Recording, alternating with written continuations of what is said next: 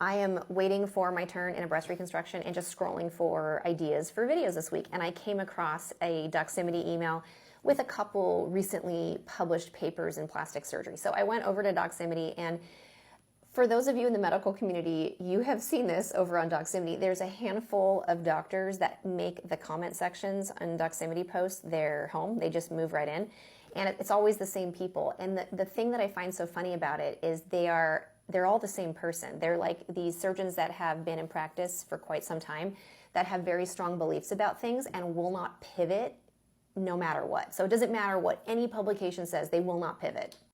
And you can tell by the comments that none of them actually read this paper, because this one particular I'm going to do a video on, I looked at the paper a little bit ago, and they have not read it. They just read what the abstract said, and they are enraged because they want to put drains in people, and nothing is going to change their mind. I just find this so funny because my personal belief as a surgeon is that we should all be pivoting frequently when new information becomes available. And I do things very differently today than I did 5 years ago, certainly than 10 years ago.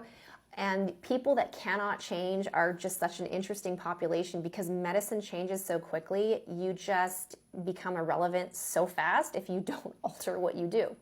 It's like that famous quote from Eric Sofer that I learned in medical school from Dr. Werner. In times of change, learners will inherit the earth, while the learned will find themselves very well equipped to handle a world that no longer exists. And in this particular paper, they're holding on desperately to using drains, which patients hate, doctors hate managing them. Drains are just awful. I'm the opposite. Any paper that will tell me I don't need to use drains, I'm excited about it. But the fact that they're so upset about this and they're holding on to those drains is interesting.